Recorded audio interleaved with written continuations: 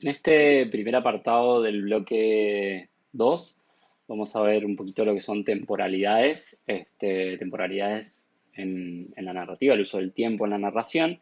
Vamos a ver primero todo lo relacionado a em, temporalidades en el orden más clásico, si se quiere, o en las estructuras que son más clásicas.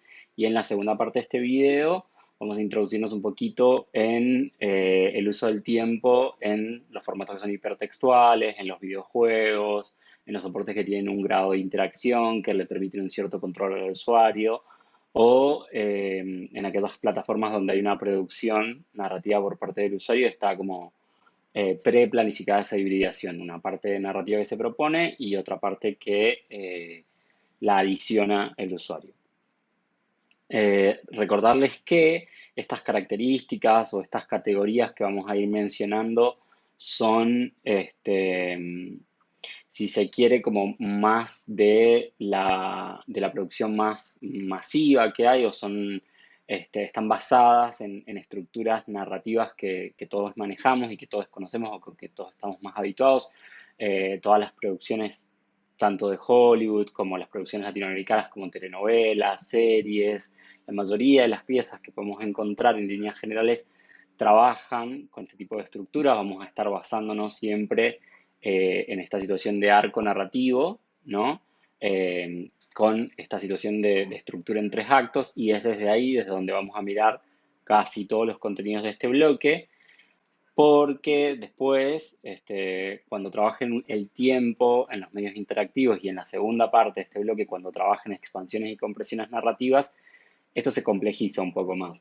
Siempre es bueno y siempre estamos predispuestos a que hagan propuestas, a que tengan una actitud experimental en todo lo que produzcan. Si el proyecto transmedia que tienen que hacer tiene una condición experimental, siempre va a ser bienvenido. Vamos a mirar eso con muchísimo valor y siempre con un criterio bastante crítico sobre esas cosas. La idea es que no se queden con los contenidos que se proponen en cada bloque, sino que sean un disparador para que ustedes puedan desde esto romper ciertas lógicas y plantear cosas nuevas, ¿sí? Entonces, vuelvo a esto, vamos a estar hablando siempre de estructura en tres actos y vamos a plantear algunas categorías del uso del tiempo en ese tipo de estructuras, pero siempre pueden hacer planteos que vayan más allá de eso, ¿sí? Nosotros para ordenar un poco y para sistematizar esto, y no complejizarlo demasiado desde la estructura base, para así después complejizarlo en la estructura transmedia, lo planteamos de este modo.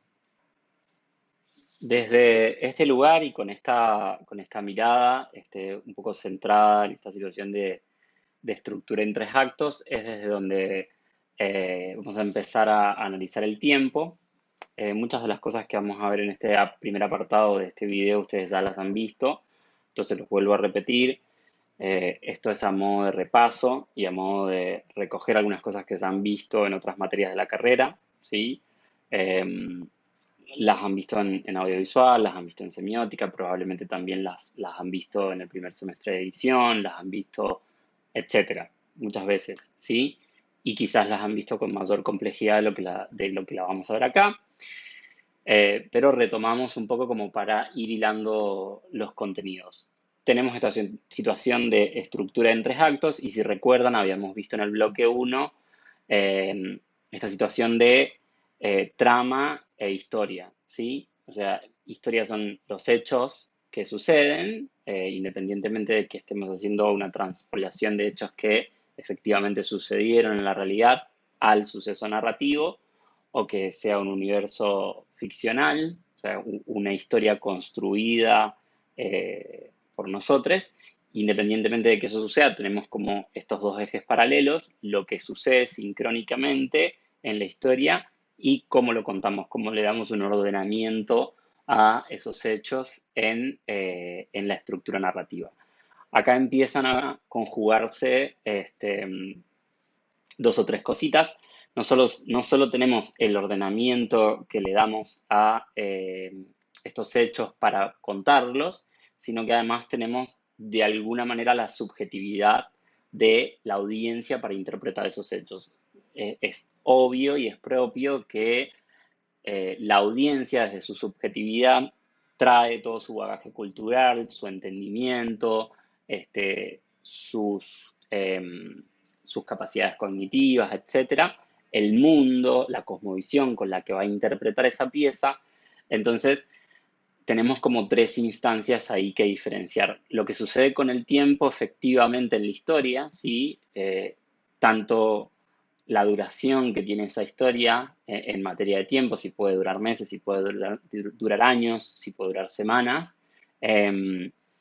Lo que sucede con ese tiempo cuando estructuramos la trama, ¿no? ¿Qué decidimos eliminar y qué decidimos contar?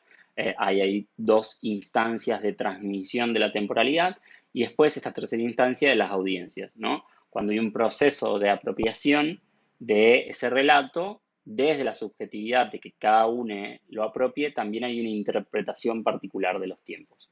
Estos son como tres momentos que tenemos que tener en cuenta. En relación a esto, lo que propone Genet, que es el autor desde el que lo vamos a estudiar, es establecer una relación entre estas situaciones, entre la situación de la historia, la situación de la trama, o sea, el ordenamiento que le vamos a dar a lo que efectivamente sucede en la historia, y esta situación de interpretación, o sea, esta situación de la subjetividad de la audiencia apropiándose de ese relato. Para abordar esta situación, propone tres categorías para entender el tiempo, ¿sí? Porque estas categorías surgen de esta relación, ¿no? Desde la relación de la historia y el ordenamiento que se le da a los hechos de la historia, podemos establecer orden, duración y frecuencia.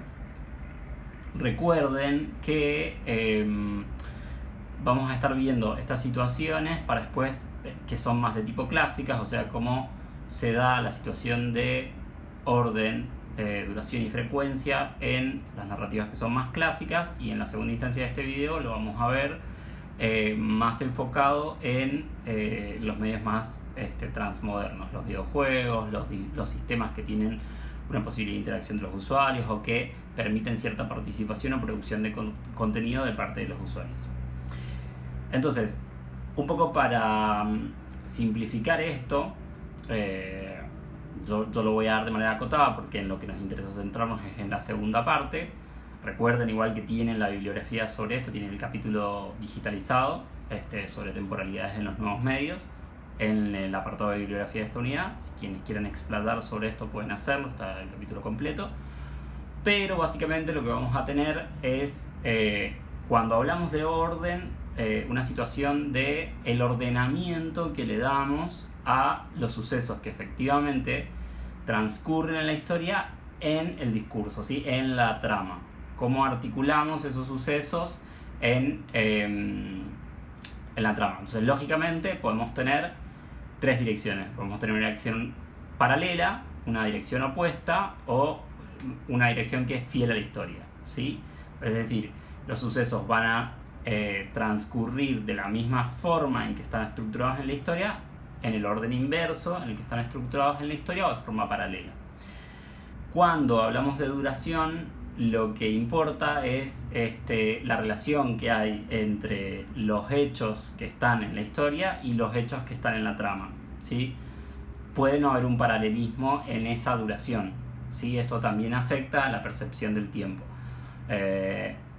Por ejemplo, hechos que son mucho más extensos en la historia pueden tener una extensión mucho menor en la trama. O sea, yo puedo armar un discurso para contar algo que sucedió durante años en una pieza que lo representa en horas, ¿sí? O puedo tener una situación de temporalidad más reducida en la historia y después tener mayor duración, ¿sí? En la trama, en cómo cuento esos hechos en el discurso. En el tema de la duración hay algunas categorías que ustedes todas las conocen y las manejan todo el tiempo, como por ejemplo la pausa, la escena, el resumen y la elipsis, ¿sí? Son formas de darle una duración distinta a los hechos que suceden en la historia versus los que suceden en la trama, versus los que suceden en el discurso, ¿sí? Puedo tener una elipsis donde hay una serie de hechos que están sucediendo en la historia que decido no contarlos, así que los comprimo, le doy una duración mucho menor en el discurso. ¿Ok? Y por último, el tema de la frecuencia, ¿sí? Esto sería con qué variación, o sea, con qué repetición suceden los hechos entre estos dos ejes. O sea, tengo una serie de hechos en el sector de la historia y después tengo una serie de hechos en el sector de la trama, ¿sí?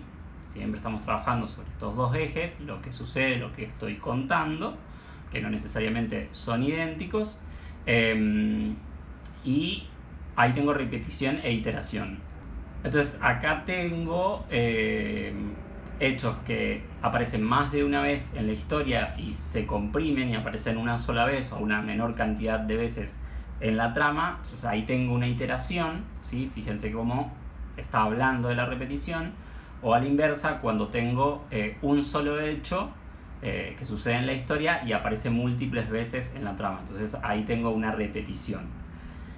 Estos tres factores, orden, duración y frecuencia, nos van a servir mucho cuando trabajemos en la instancia práctica, ¿sí? Cuando tengan que hacer la redacción.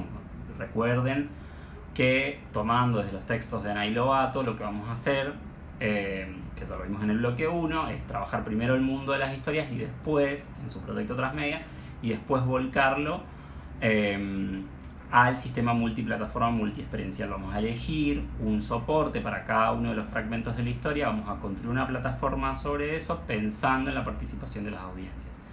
Entonces, ¿cómo trabajamos el tiempo? ¿Sí? Duración, orden y frecuencia en cada uno de estos fragmentos, o sea, en una expansión en particular y entre ellas conectadas entre sí, y cómo trabajamos estrategias de expansión y compresión narrativa, que lo vamos a ver en la segunda parte de este bloque, es lo que nos va a determinar un poco o nos va a delimitar cuáles son las estrategias para hacer que esta historia tenga sentido. Recuerden que la historia no es una serie, o sea, no estamos trabajando con una situación de serialidad. No es que yo tengo que ver ordenadamente cada uno de estos fragmentos para entender la totalidad de la historia. No, lo que va a suceder es que vamos a tener un núcleo, 3 expansiones, pero yo tengo que poder navegar libremente sobre eso. Puedo ir a una expansión, ver esa expansión, no ver el resto de la experiencia, igual tengo que terminar de comprender la pieza sin necesidad de navegar el resto, ¿sí? Entonces es acá donde vamos a usar estas variables, ¿sí? Ya vamos a profundizar un poquito más en el siguiente desarrollo de este video, en lo que son temporalidades en medios digitales, en medios interactivos, en medios que requieren participación del usuario, pero váyanse quedando como esto como base para entender lo siguiente. Entonces, haciendo un puente ahora entre estos conceptos que acabamos de ver de temporalidad en los relatos o en los discursos tradicionales con relatos o discursos más actuales, vamos a ir viendo estas 3 categorías en el ámbito de los videojuegos para que podamos hacer una comparativa y empecemos a ver cómo romper un poco estas lógicas desde los principios de interactividad, los principios de interacción, los principios de intertextualidad o de hipertextualidad. En el caso del orden, anteriormente hablábamos de que el orden está dado por la relación o el ordenamiento que hay cronológico en la historia y el ordenamiento que le damos a esos hechos de la historia en la trama, en la estructura narrativa. Cuando hablemos de videojuegos, la situación se complejiza y el orden va a estar dado por 3 factores: los hechos que suceden en la historia, los hechos que nosotros estructuramos en la trama del juego y además las acciones del jugador, ¿sí? Acá hay una situación donde en algunos, o sea, hay juegos que son más abiertos que otros. Hay juegos que permiten una situación exploratoria, permiten narrativa en paralelo, permiten narrativa rizomática, que tienen algunos hitos, algunos puntos centrales que el jugador puede cumplir o no. Acá se nota muy fuerte esta idea que introduce Genet de pseudo-temporalidades.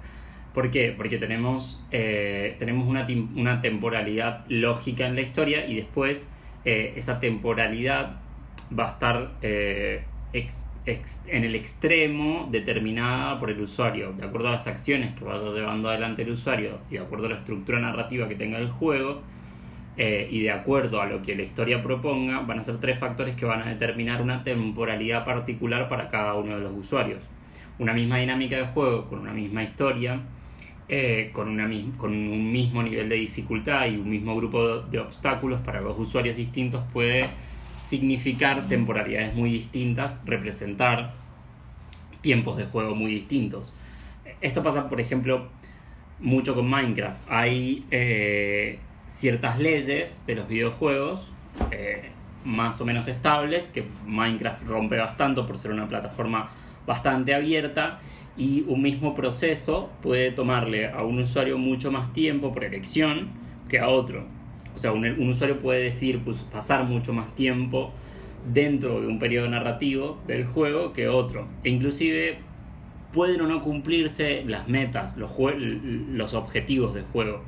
Entonces la plataforma se vuelve más abierta, se vuelve mucho más ramificada, y es ahí donde me interesa que empecemos a entender la idea de prosumidor. Yo puedo usar la plataforma para lo que quiera, la puedo usar para transitar la narrativa que me proponen, o la puedo usar para crear mi propia narrativa.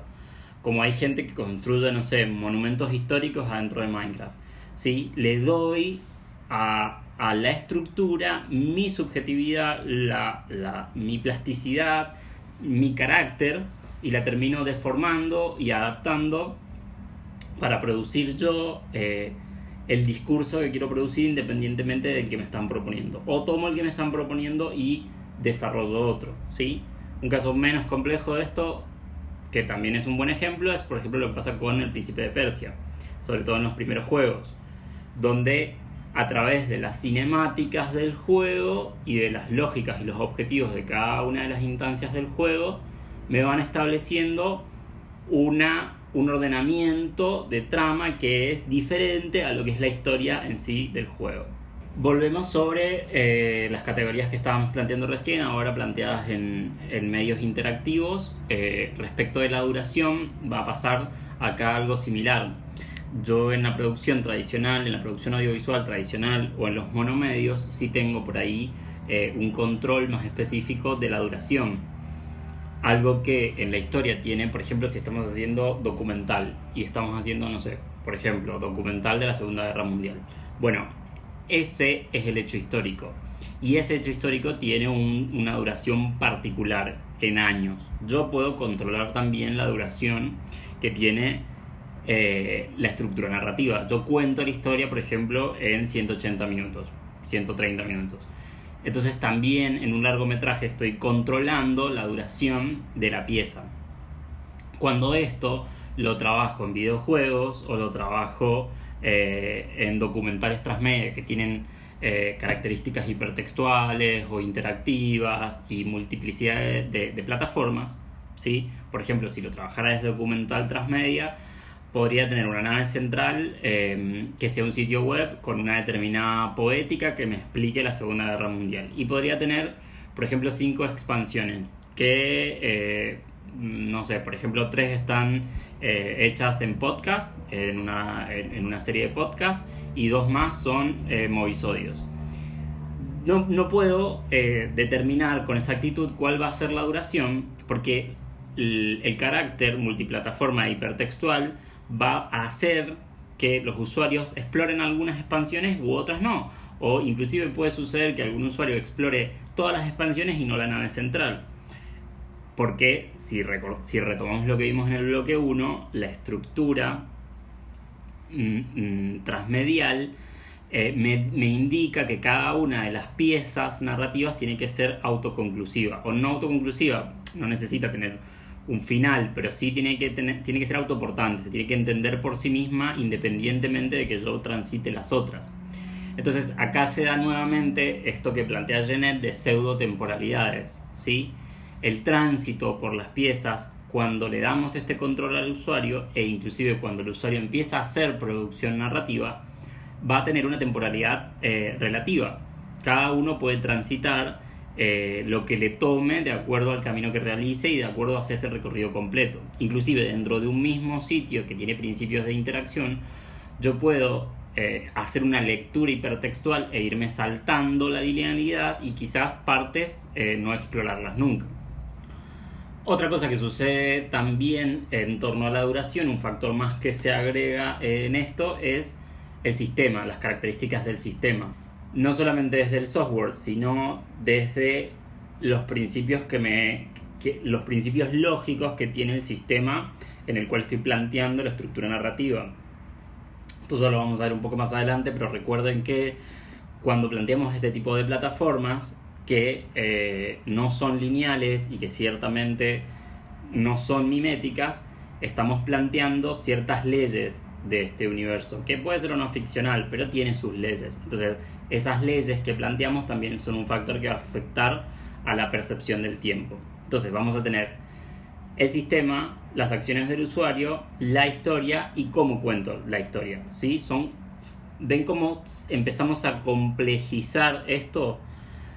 La idea de estas categorías es que ustedes entiendan que hay sigue siendo una producción audiovisual, pero que tiene características más complejas, ¿sí? que no la hacen más difícil, sino que la hacen diferente, y hay que pensar en una lógica distinta, ¿sí? En una lógica de tránsito entre plataformas, en una lógica donde el usuario o la audiencia toma el control de la estructura narrativa, en una lógica donde el emisor de las piezas o los emisores de las piezas no tienen control total sobre todo lo que se va a producir y sobre la temporalidad, ¿sí?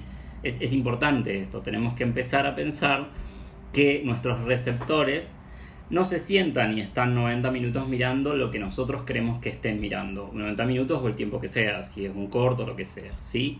Y no tenemos la garantía de que van a ir del principio hasta el fin. Entonces ahí es donde empezamos a articular ciertas estrategias de engagement y recursos para mantenernos en contacto con estas audiencias que tienen una particularidad. Volviendo un poquito a lo que es el audiovisual tipo monomedio o más tradicional, y volviendo a retomar algunas cosas del bloque 1, acá hay varias subcategorías de lo que es duración que podemos analizar. Si quieren, después vuelven sobre el libro y las revisan. Obviamente estos principios ustedes ya los conocen.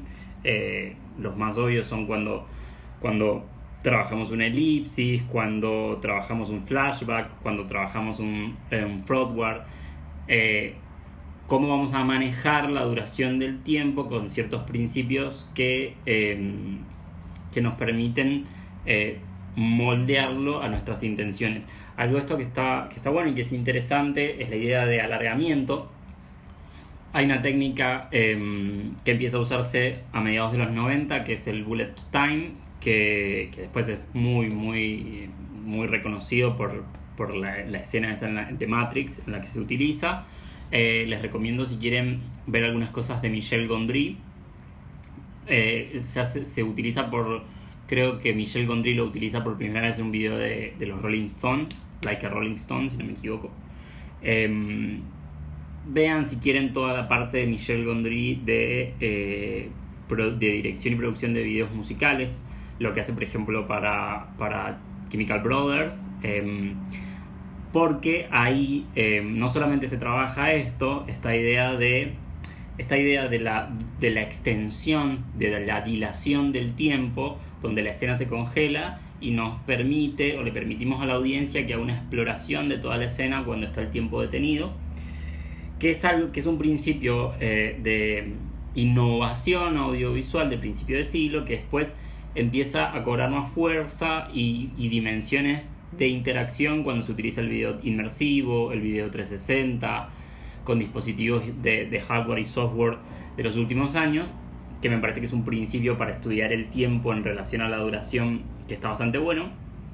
Pero además Gondry tiene cosas muy interesantes en cuanto a los paradigmas audiovisuales que planteamos en el bloque 1, el rizoma, y el laberinto y el caleidoscopio, ¿sí? Videos que van a ver que es más un tránsito por el audiovisual que una introducción, un desarrollo y un desenlace, sino que son como una especie de bucle. Si quieren le dan una pasada a su obra, les dejo por acá algún videito por acá, algún videito, y pueden ahí hilar con algunos contenidos que vimos en el bloque 1 y con estos principios de dilación del tiempo, duración y algunas cosas de las que hemos estado viendo. O también como videos de lo que hizo Pharrell Williams hace unos años, que hizo un video que estaba en un sitio y era un video de 24 horas. 24 horas el chango bailando. Entonces ahí el control del tiempo, ahí hay tres factores.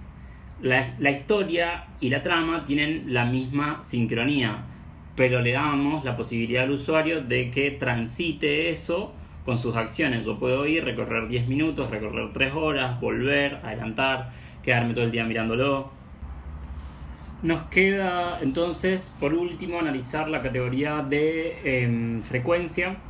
Recordemos que habíamos hablado de frecuencia en relación a hechos que suceden múltiples veces en la historia, pueden estar reflejados una sola vez en la trama o viceversa, pero en los videojuegos sucede algo que es prácticamente un principio de todos los videojuegos, o de los videojuegos más que nada, o de los sistemas que incluyen la idea de gamification, que de alguna manera el usuario se somete voluntariamente a realizar una acción de forma repetida, a veces una gran cantidad de instancias. Por ejemplo, cuando el usuario tiene que atravesar un obstáculo y no ha desarrollado la habilidad para atravesarlo, suele estar estancado en ese momento del juego mucho tiempo, a veces inclusive hasta días. Entonces esto es una peculiaridad narrativa, porque el usuario voluntariamente está aceptando este contrato narrativo en donde va a tener que vivenciar una instancia de la narración múltiples veces, que ya conoce y maneja excesivamente, pero en función, en pos de desarrollar una habilidad para lograr avanzar en el juego, a veces esos bloqueos nos mantienen en la misma instancia una y otra y otra y otra vez. Entonces esto también modifica la frecuencia, algo que en otros medios puede tener una instancia o una morfología distinta en lo audiovisual. En estos medios que tienen principios interactivos, hipertextuales y con principios de jugabilidad, pasan a tener otra característica, pasan a tener otra frecuencia. Esto es muy usado, por ejemplo, también desde los principios de gamification. No sé, yo tengo un determinado sistema y el usuario tiene que obtener insignias, por ejemplo, estoy inventando, pero supongamos que parte de nuestro sistema transmedia tiene una instalación experiencial y el usuario tiene que obtener determinadas insignias para acceder a contenidos o acceder al fandom si visita o cumple ciertos requisitos de la instalación experiencial. Y entonces ese desarrollo de habilidades le va a demandar ciertas acciones particulares al usuario, pero dentro de estas lógicas hay un contrato narrativo que lo permite. Y cosas que en otras plataformas pueden parecer redundantes, en este tipo de plataformas no lo son. De esto vamos a pasar directamente ya a lo que es expansiones y compresiones narrativas, estrategias de expansión y compresión particularmente, que es bastante importante, por eso se los he separado, se los he dejado aparte en otro video. Para lo siguiente presten mucha atención, porque todo lo relacionado de esta unidad ya tiene que ver más específicamente con cómo vamos a desarrollar las estructuras narrativas cuando escribimos transmedia o cuando pensamos la historia transmedia, ¿sí? ¿Se acuerdan que en el bloque 1 dijimos, desde los textos que vimos de Anaí Lobato, primero pensamos en el mundo de las historias y después pensamos en el mundo del proyecto? ¿Cuáles son las tecnologías? ¿Cuáles son los lenguajes? ¿Cuáles son las plataformas? ¿Cuáles son los medios, los canales? Bueno, ¿cuál es la ecología de medios que vamos a construir en torno a esa historia? Bueno, en esta unidad particularmente vamos a estar haciendo mucho hincapié en el mundo de las historias y en estrategias para redactar esos mundos que tienen un principio de fragmentación y que tienen un principio de transmediación, ¿sí? Así que al siguiente video le cambian la yerba al mate y utilizan todo su poder cognitivo y le prestan un montón de atención.